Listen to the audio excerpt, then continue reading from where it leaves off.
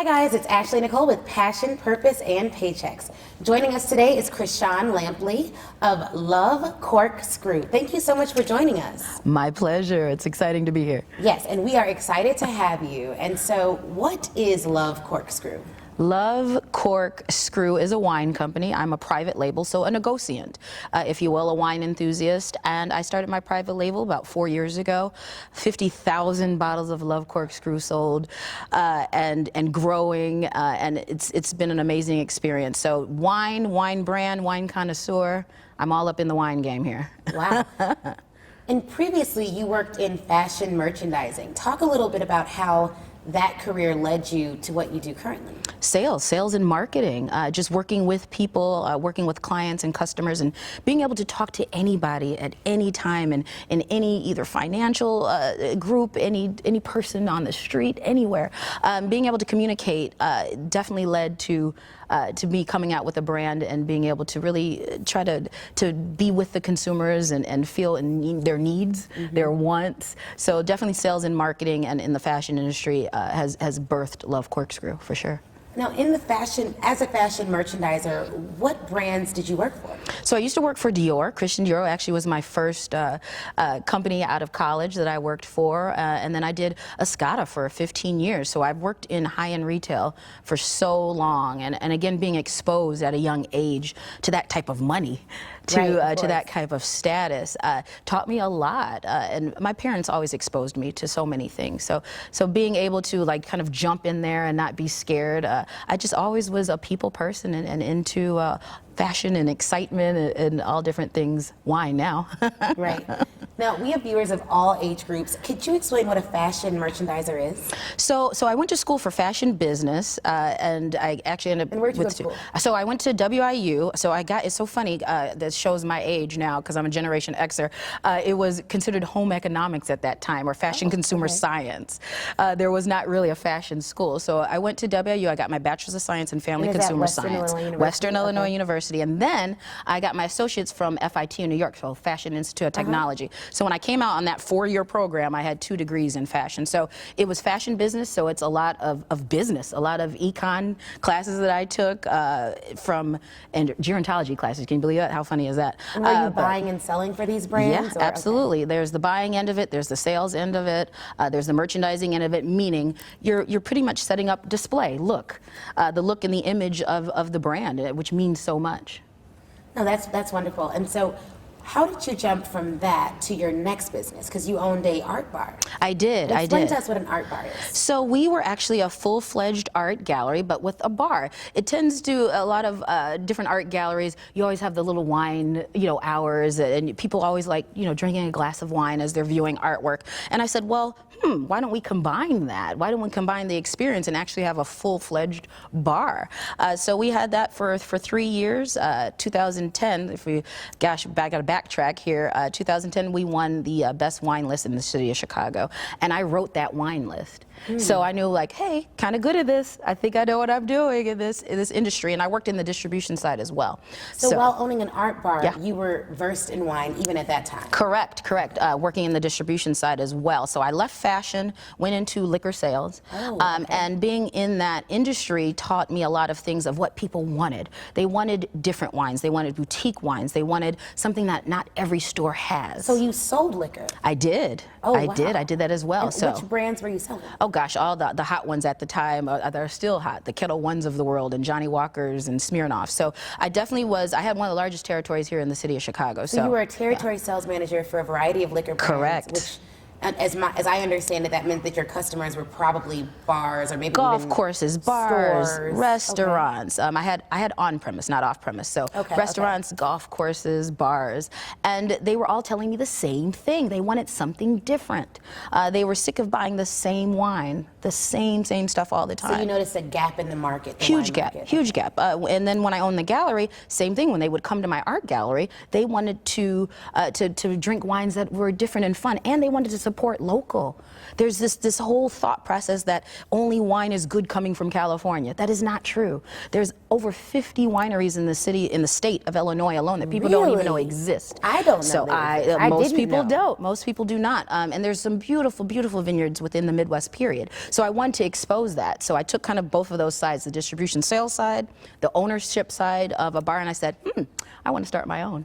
How do you start something like this? I mean, logistically, because when you're sitting at home and we have people watching this and they're like, okay, I love wine. We may even have someone watching who feels like they could potentially be a connoisseur and have their own wine brand, but what is step one?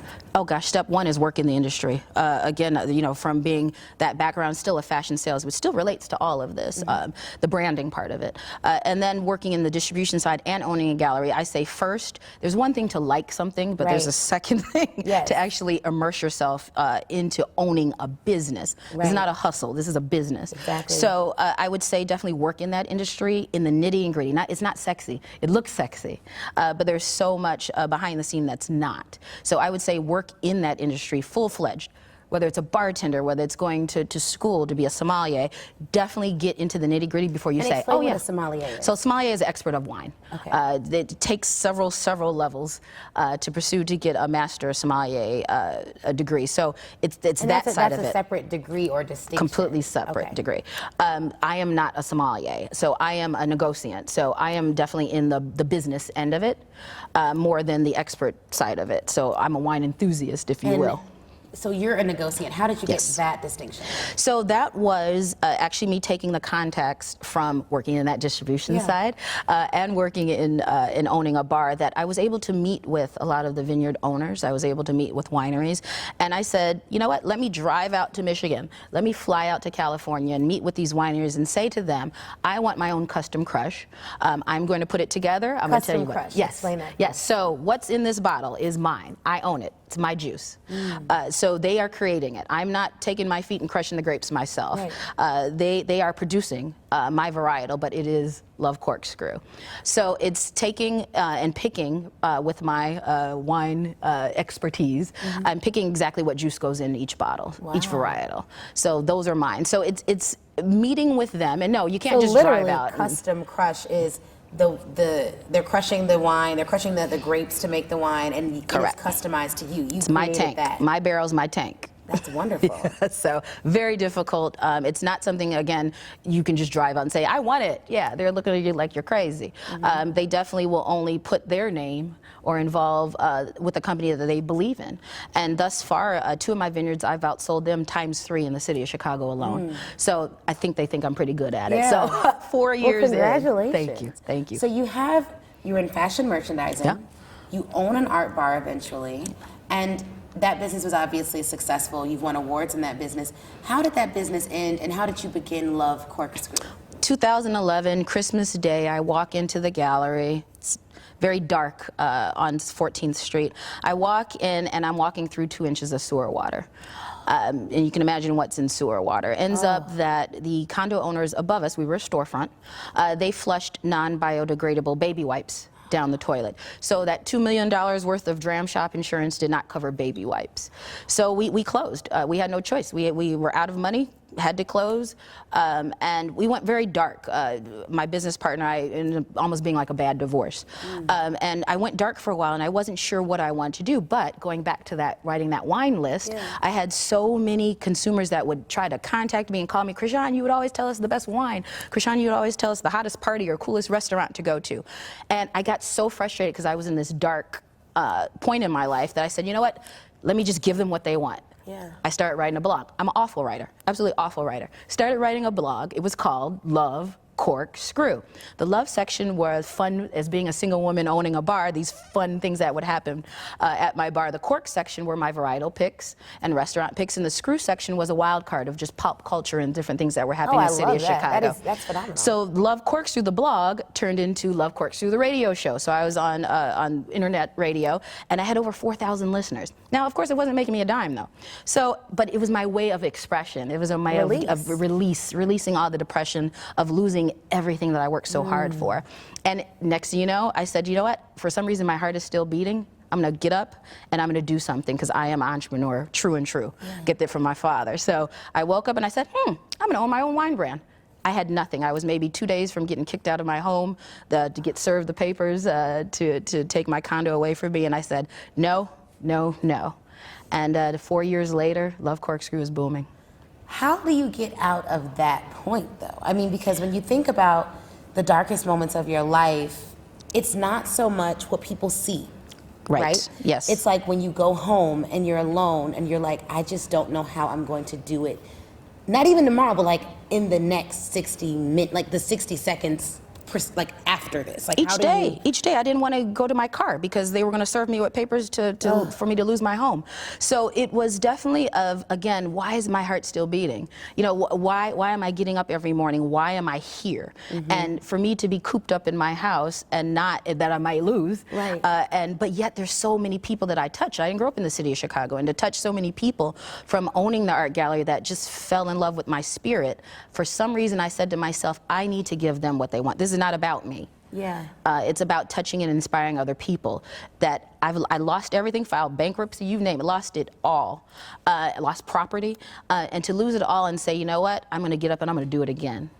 And I want to be that inspiration for people that don't stop. You can't, because there's something greater, something higher waiting for you. And not only that, you were doing it alone, so you by myself. Right. By myself. So you didn't have the fallback of, and I hate to call it a fallback, so don't get offended, all you married folks. I'm married, but you didn't have what is essentially a fallback of a spouse. No, I had me. No, my parents had been retired for years, living in Vegas and far away from me, and I had nothing. No, if I was going to get kicked out, I'd been in the streets. I would have been definitely looking for an apartment to stay in. I didn't have any money. I had nothing. So definitely it was me finding that inspiration within myself to say, I'm still going to do it. I don't know what, and I had to fall back into the fashion industry because I needed to pay my mortgage. So you went and took a job in the fashion industry? Absolutely, I had to. I had no choice. But during that time, I said, this is just the meantime. Yeah. This is the meantime till I build back to what I need to do. Whole Foods, Mariano's later. I'm here. So you mentioned Whole Foods and Mariano's. Yeah. How did the brand itself start, and when did the brand itself start? So how soon after the art bar closed did you start this brand? So Love Corkscrew, the blog, to Love Corkscrew, the radio show, to me saying, I need to turn this into brand. Again, I'm that sales marketing, right? So I need a point of sale, I need a POS. So I said, what is that going to be? And I'm like, oh, well, wine. That's what I've gotten to know. So going to those galleries, going to those vineyards, starting, I would say within 2 years from there, so 2013, Love Corkscrew started. I hit the ground running, found a distribution deal. And within those 2 years, you were doing your research, you were getting all of your contacts in order? So much. Getting all my contacts in order that I had made through those years. Yeah. So it was this culmination of like, oh, wait, I know this person and that person, and kind of bringing it all together for it to make sense. Even down to the name. People are like, what are you going to call the wine? I'm like, oh, Love Corkscrew.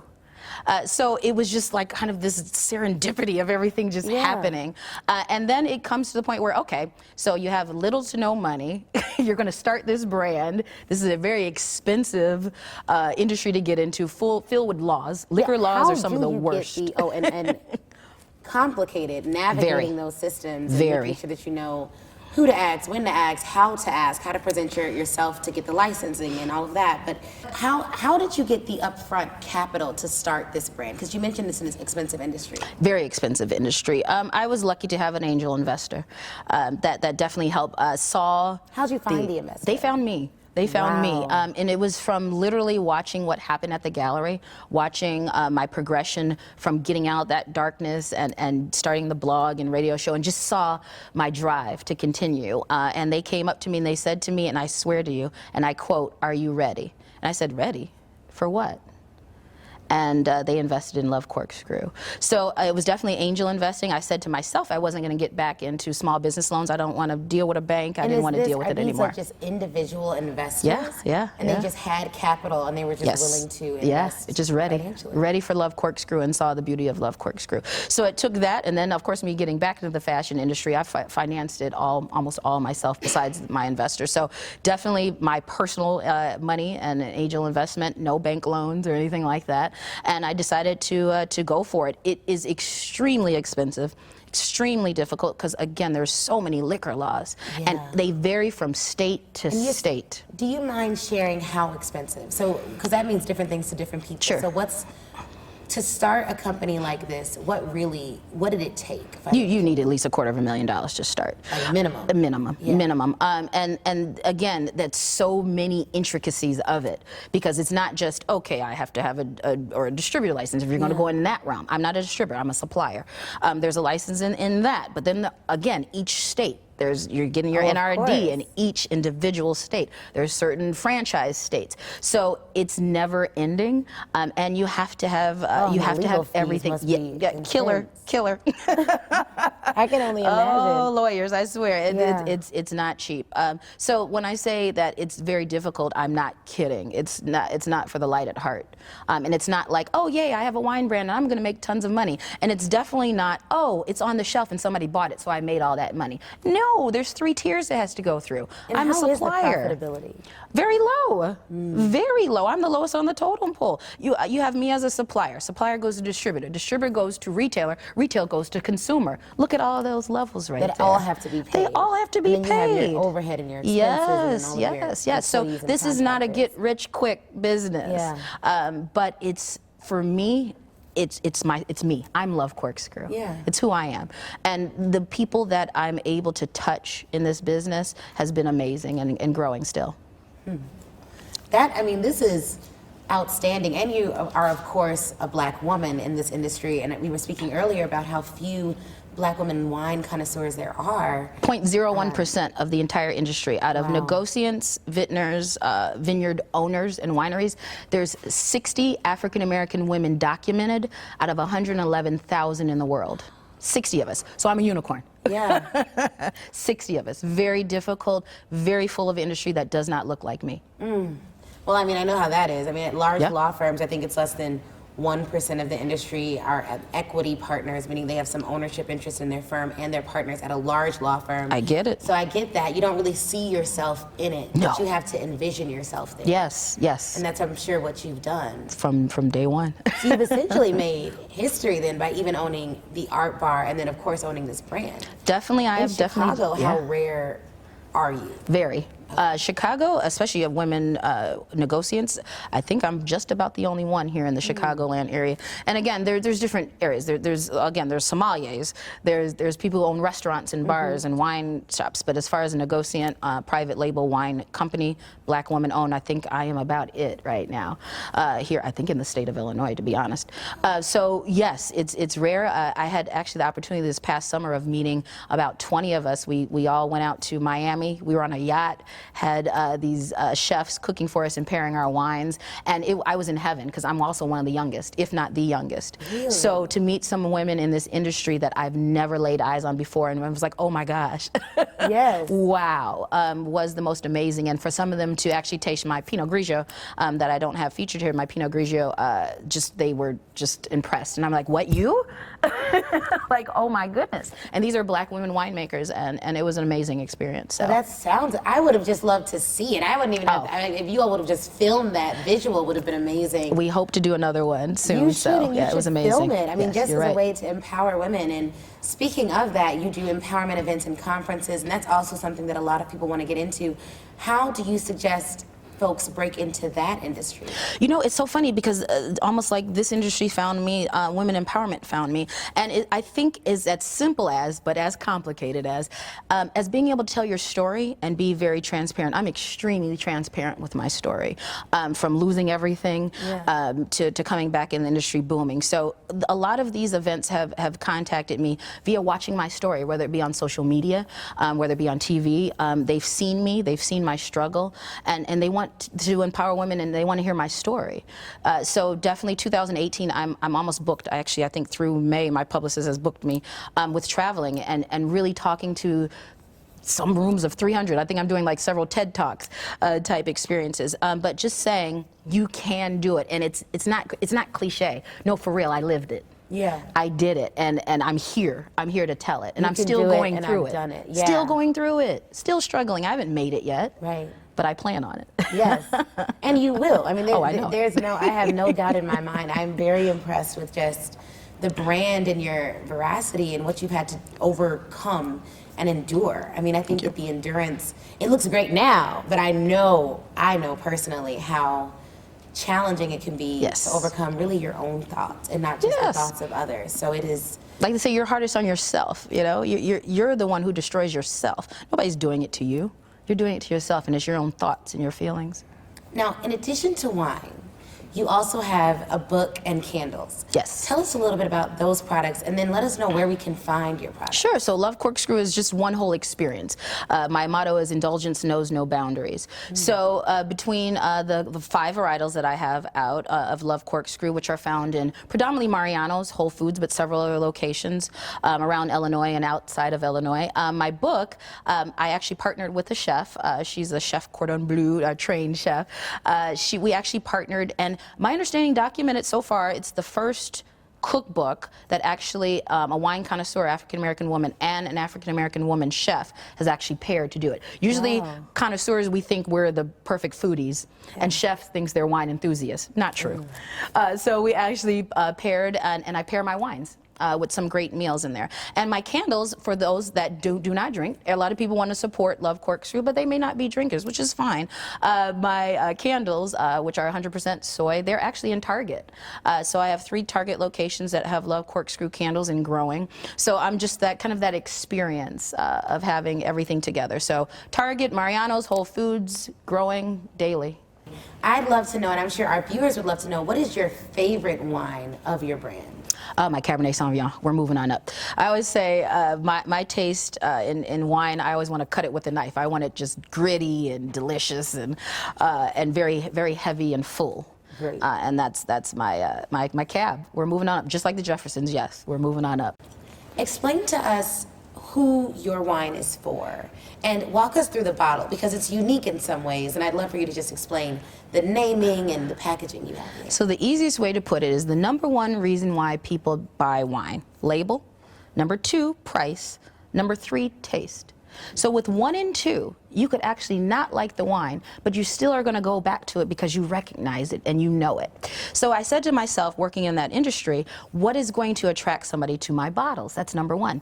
Secondly, a lot of people don't know how to pronounce certain varietals, right? They don't know how to pronounce Bordeaux or Chianti or Chenin Blanc. So they want to be able to recognize something that they just know and like, thus coming out with the labels of Love Corkscrew.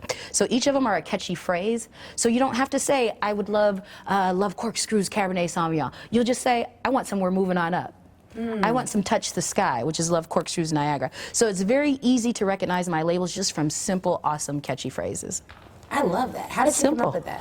You know, and again, it was just being in the industry for so long and knowing, and each of my varietals have that feeling of pretty much what the name is that I have on it with the catchy phrase. So We're Moving Up, for instance, my Cabernet Sauvignon, that would be considered kind of that upper echelon of the wine varietals. So thus, we're moving on up, right? Like the Jeffersons. Touch the Sky, my Niagara. I just think of sunlight. That simple. So I wanted to just be simple. Hard Knock Life is my Concord. Good Times, Good Friends is my Pinot Grigio. Head Over Heels is my Riesling, which is more romantic. Are you, because I've never seen this on other brands, is this extremely unique, or have you seen other brands that do something similar?